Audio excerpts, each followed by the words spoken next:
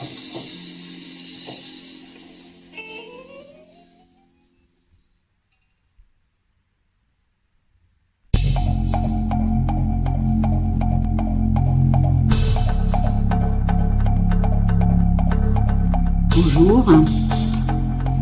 avec Léa, avec le yoga, avec cette magnifique fresque, et puis avec les contes, avec les histoires. Voici l'histoire de Samir dans le désert.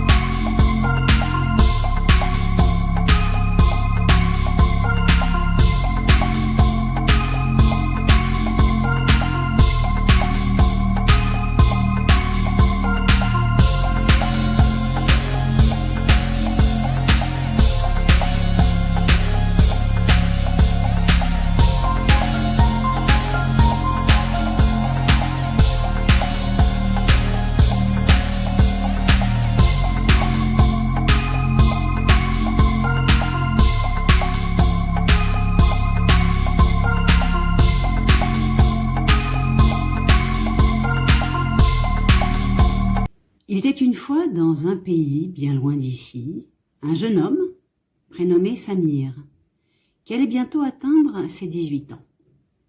Samir était un gentil garçon, aidant ses parents pour ci, aidant ses frères et sœurs pour mi, aidant ses voisins par là, aidant les visiteurs pour ça.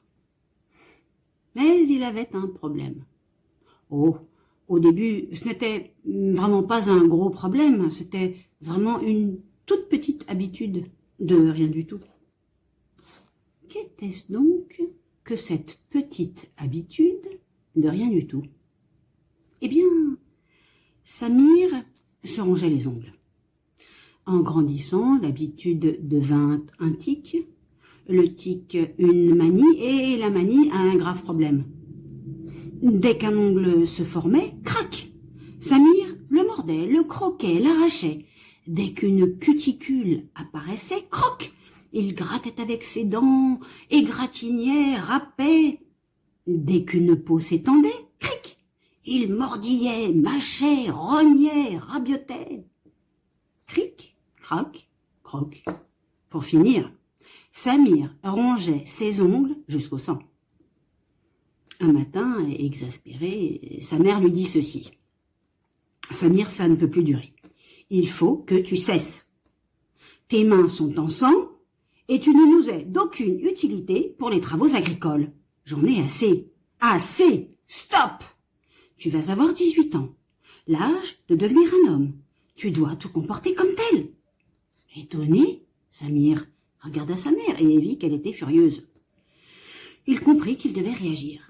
Bravement, il prit le temps de réfléchir au problème, tourna le problème dans tous les sens, envisagea toutes les facettes du problème, tortilla ses pensées et enfin prit une décision.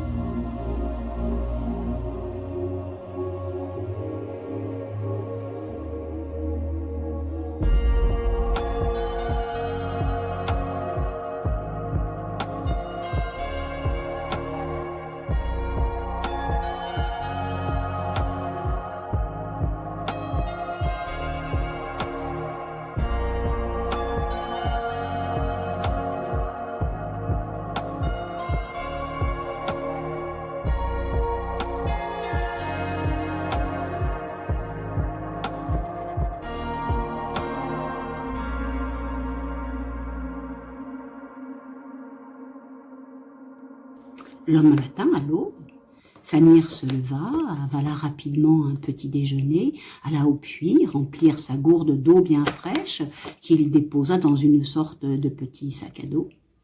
Puis il se tourna vers ses parents et leur dit « Je pars chercher des solutions et je trouverai ce qu'il y a à trouver. » Puis il embrassa sa mère, qui lui tendit une grosse miche de pain moelleux et doré comme un épi de blé bien mûr, et il salua son père, qui lui prit les mains, les serra entre les siennes et l'encouragea dans sa trajectoire. Samir prit le chemin du désert et marcha d'un pas alerte. Petit à petit, il aperçut le soleil se lever et il vit le rouge. Le ciel devint bleu, le sable s'étendait à l'infini devant lui. Samir marchait, il faisait chaud, de plus en plus chaud, et il transpirait, dégoulinait de sueur, ruisselait, était en nage. Alors il prit sa gourde et but et but encore. Progressant, avançant vers son objectif. Le soleil au-dessus de lui se tenait au zénith. Samir est accablé de chaleur et peine à marcher. Pourtant, il poursuit inlassablement sa route. « Je dois persévérer, se dit-il, les solutions sont là, devant moi. » Après des heures de marches interminables, Samir n'a plus d'eau. Il a soif. Ses jambes sont lourdes et le portent à peine. Au loin, il aperçoit ce qui lui semble être une oasis. Il se dépêche du plus vite qu'il peut et le chemin lui paraît encore loin. Lorsqu'il arrive, un vieil homme est recroquevillé près de l'oasis, assoiffé. C'est un sage. « Aide-moi, » dit le sage à Samir. « Il n'y a pas d'eau, car l'oasis est à sec. » Un peu plus loin, Samir voit ce qui ressemble à un puits. Épuisé, il reprend sa marche et s'aperçoit qu'effectivement, c'est bien un puits. Une corde est accrochée et au bout de la corde, un seau. Samir tire le seau à lui et remplit sa gourde, rejoint le sage et l'aide à boire. Il prend patience car le sage est très affaibli. Lorsque le sage est réhydraté, Samir met sa faim de côté et lui offre son pain, car le sage est trop faible pour se mettre en marche. Le sage ouvre le pain en deux, grignote la mie et ronge la croûte. La nuit est largement avancée lorsque le sage, enfin, parvient à se lever et demande à Samir de l'accompagner jusqu'à sa khaïma. Samir, épuisé, tend son bras au sage et le conduit jusque-là. Le sage lui propose le gîte pour la nuit. Le lendemain, Samir se lève à l'aube, remplit sa gourde d'eau au puits à côté et s'apprête à partir lorsque le sage prend la parole. « Samir, pour te remercier de ton aide, je t'offre ce livre. C'est le livre de la sagesse. Il est pour toi. » Samir reprend sa route. Il voit au loin le soleil qui rougeoie, qui se lève et change de couleur pour devenir or, et qui inonde progressivement le désert de sa lumière. Désert qui était dans l'ombre et qui graduellement se teinte de couleurs chaudes. Et au-dessus, le ciel bleu. Soleil qui rougeoie, sable qui doroie, ciel qui bleuroie. Samir avance, un pas après l'autre, poursuit son chemin, progresse. Il est vite accablé de chaleur. Ses jambes sont gonflées, sa langue est pâteuse et l'épreuve lui semble plus pénible. Il boit largement à sa gourde et vint un moment où il n'y a plus d'eau. Au loin, il voit une oasis et, à côté, il distingue un animal à rayures blanches et noires. Il se rapproche, devine les contours d'un zèbre qui lui apparaît mal en point. Le zèbre boite. Samir comprend que le zèbre cherche de l'eau et que l'oasis, près de laquelle il piétine, est asséchée. Samir aperçoit un puits qui est encore bien loin. Il reprend sa marche, hisse le seau accroché à une corde et remplit sa gourde. Avec beaucoup de patience et de douceur, il prend le temps d'apprivoiser le zèbre qui montre sa peur et s'échappe en boitant. À force de persévérance, le zèbre accepte de se laisser approcher. Samir lui donne à boire en versant l'eau de sa gourde dans ses mains, faisant comme une sorte d'écuelle. Il doit aller et venir à plusieurs reprises remplir sa gourde pour hydrater le zèbre jusqu'à ce que celui-ci soit apaisé. La nuit est tombée depuis longtemps. Samir réfléchit. Il lève la patte du zèbre. Il trouve sous le sabot un petit caillou. Dès qu'il a ôté le caillou, le zèbre saute, gambade, fait des bonds et caracole pour montrer sa joie. Épuisés l'un et l'autre, ils s'endorment près du puits, l'un contre l'autre, en se tenant chaud.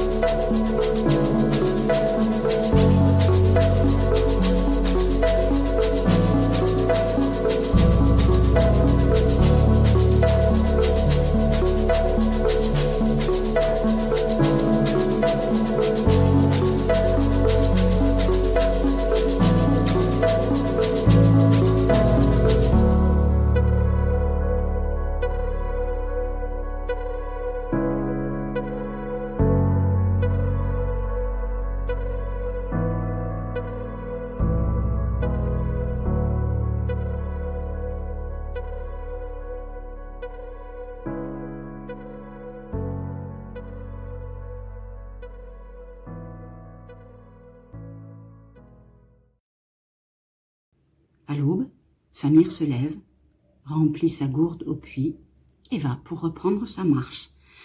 Lorsque le zèbre baisse sa tête et désigne une pierre avec de jolis reflets par terre, puis dit à Samir « Pour te remercier de m'avoir aidé, je t'offre cette pierre. C'est la pierre de la sérénité. Elle est pour toi. » Après avoir accepté la pierre qu'il dépose dans son sac, Samir reprend sa route. Au loin, il voit le soleil qui se lève, puis le désert qui se teinte de couleurs, et puis le ciel qui éclate. Soleil rougeoie, sable d'or-roi, ciel bleu roi. Samir est stupéfait de tant de beauté. Comme la nature est belle, se dit-il, que ses cadeaux sont précieux. Et il la remercie de lui donner tant de beauté. Il continue sa quête. Le chemin est long, difficile. La chaleur est étouffante, et le soleil au zénith le brûle à travers ses vêtements. Il boit toute l'eau, sa langue s'épaissit, gonfle, ses jambes s'alourdissent. Il sent qu'il avance de plus en plus difficilement. Au loin, il entrevoit une oasis. Probablement elle est asséchée comme les autres. Oui, effectivement, c'est le cas. Mais encore plus loin, un puits est là aussi. Et un autre animal, puissant, qui rejoue de toutes ses forces. C'est un lion, blessé, entravé par un filet. Samir se dit qu'il n'est pas au bout de ses peines. Donner à boire à une telle bête, comment va-t-il faire? Il réfléchit, prend son temps, tergiverse, fait des allers-retours, échappe, revient, tant et si bien qu'à la fin, le lion accepte de se laisser désaltérer. Samir ne compte plus les allers-retours qu'il doit faire au puits pour parvenir à étancher la soif du grand fauve. Mais enfin, vint un moment où le fauve est désaltéré. Alors Samir se penche vers lui et doucement, précautionneusement, défait un à un tous les liens qui entravaient le lion et le maintenaient attaché. Une fois libre, le lion rugit de toutes ses forces, court et bondit, caracole, saute, montre sa puissance, roule ses muscles et enfin, ils s'endorment l'un à côté de l'autre, près du puits, pour se réchauffer.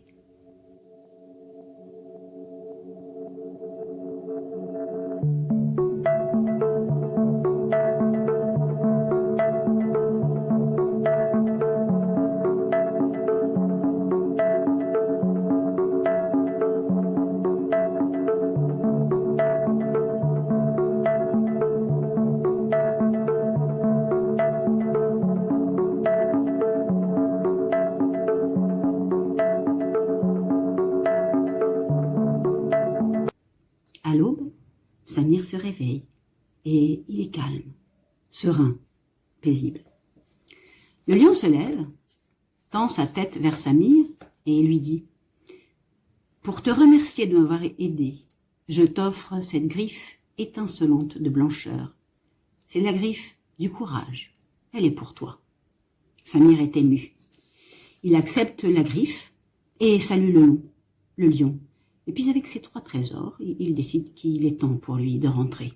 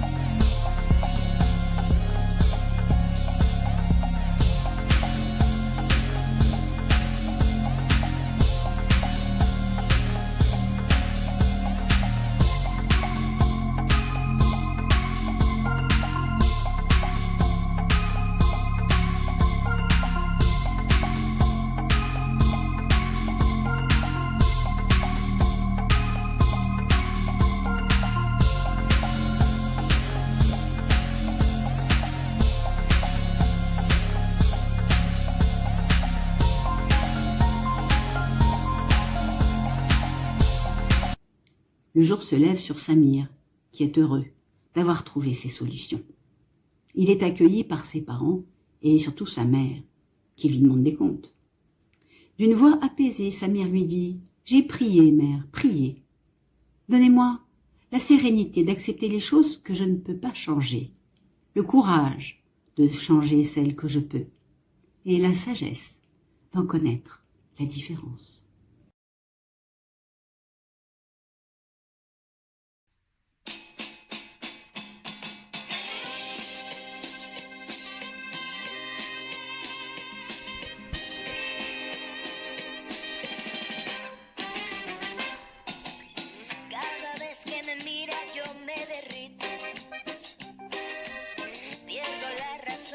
Poquito a poquito,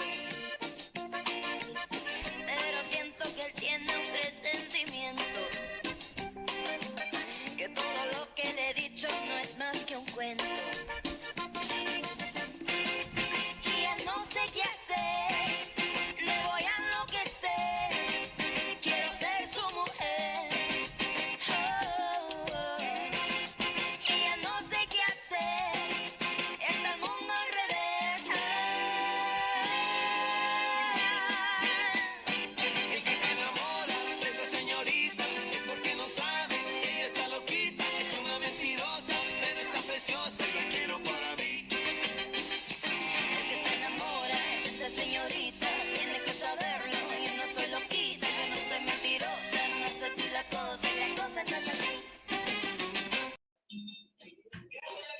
Ça t'a plu, Hélène, ou pas? Non. On va voir si Marie-Laure... Très joli.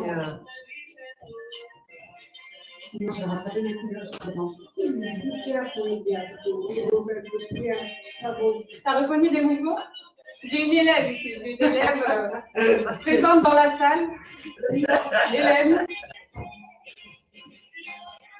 Très bizarre, c'est la première fois qu'on fait quelque chose en live et en vrai. Heureusement qu'il y a du vrai quand même. Y ya no sé qué hacer, está el mundo al revés. El que se enamora de esa señorita es porque no sabe que ella está loquita. Es una mentirosa, pero está preciosa y la quiero para mí. Ah mais c'est normal, elle a pas C'est activé normal, la ça caméra. sert à rien, il faut...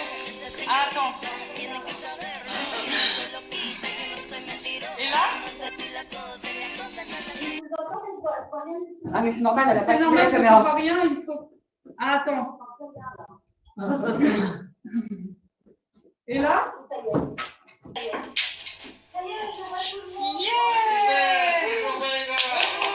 Bonjour. Merci pour le compte. Voilà, t'es en grand écran, Marie-Laure. Bonjour à toutes. Bonjour Marie-Laure. C'est bien de vous voir là comme ça en direct. Vraiment chouette. Et vous, ça a été pour vous? Les vrais spectateurs? Bah oui, vraiment, c'est très émouvant comme compte, c'était très joli, parfait quoi, super. Ah, tant mieux, tant mieux. Marie-Laure, t'écris des contes depuis combien de temps? Marie-Laure, t'écris des contes depuis combien de temps? Ah ben, depuis le début. Depuis Les pouces, je vais dire quels jolis ce sont. Ok, c'est toi qui es l'autrice du conte qu'on a entendu en fait. Oui, Ah, exactement, oui. génial, génial.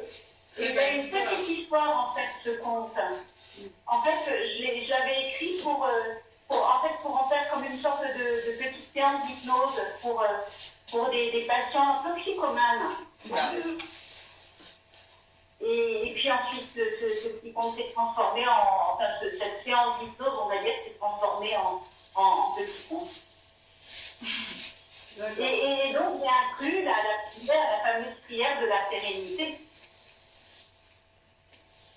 Super. Non, mais moi je me suis fait voir, je croyais que c'était un conte tunisien, marocain, parce qu'il nous venait du désert, ou la sagesse ancestrale des Touaregs. On m'aurait dit que c'était un conte Touareg, je croyais. C'est comme un gars avec ses recettes, quand tu sais pas d'où ça vient, tu dis que ça vient d'un pays très lointain. Je me demande si j'ai pas fait des petites fautes quand même, parce que le coup de la biche de pain bien mûr comme un épi de blé.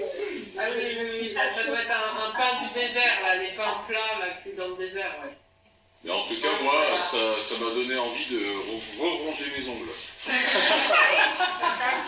Pourquoi toi aussi t'as envie d'avoir des problèmes et d'aller dans le désert? Moi, ça m'a donné envie d'aller dans le désert. Ouais. Moi aussi, Des problèmes. Est-ce que est-ce qu'on voit, parce que moi derrière mon écran, je vois les contours quand Polina dessine, et petit à petit, on devine le désert. Et ça, moi, je trouve ça très chouette. Est-ce que vous avez compris tout de suite que c'était un désert? Ah oui, on voit Ouais. bien le désert, oui. Ouais, mais est-ce que vous... Est-ce qu'il est apparu au fur et à mesure du conte? Oui. Est-ce que vous avez... Quand j'ai commencé Yeah, à... ça c'était une grande surprise d'hier, on n'avait pas prévu. La peinture très chouette, ouais. Tu fais ça bien, Olivia. Merci Hélène. Moi, je pensais que t'allais faire un chameau.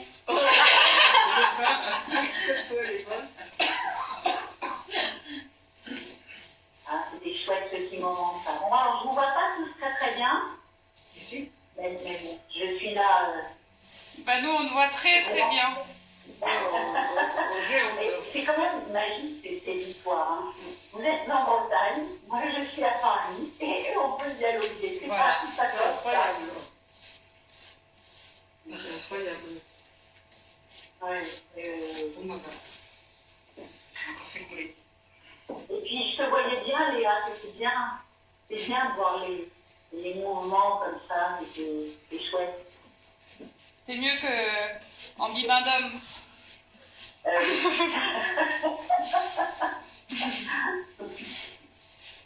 Oui. Bah, vous m'avez donné du courage. Tant mieux. C'est quoi, un bibendum?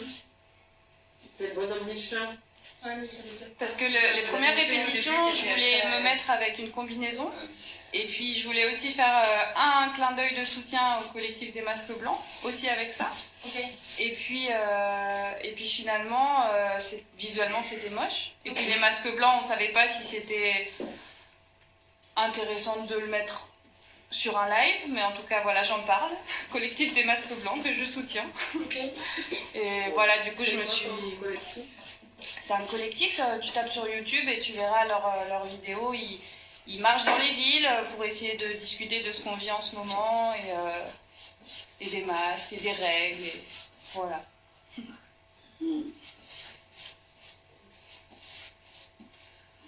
Chouette moment. On se refera. Avec grand plaisir. Mais par contre, faut que je trouve des portes à peindre. Ça, c'est pas évident d'avoir des portes à peindre. Il y en a encore d'autres à l'étage. Là, je pense. Non, mais c'est chouette. En plus, maintenant, on a des belles portes. Sinon, on prend nos portes de chambre, Olivia. Ah oui, bah, y a pas de problème. On prend nos portes de Ça chambre. coûtait des soumissions. Olivia, moi je te aussi. Toi, tu veux ta porte aussi en... Tu veux que je peigne ta porte, Hélène? Moi, c'est moi qui. Ah oui. Sur cette parole de sagesse et d'Hélène, ben, on va arrêter le direct. Marie-Laure, tu peux rester là si tu veux. Et puis moi, pour le yoga à Paris, je reviens demain. Et puis des séances en plein air qui commencent au mois de mai. Voilà, du mois de mai jusqu'au mois d'août, vous êtes tous bienvenus.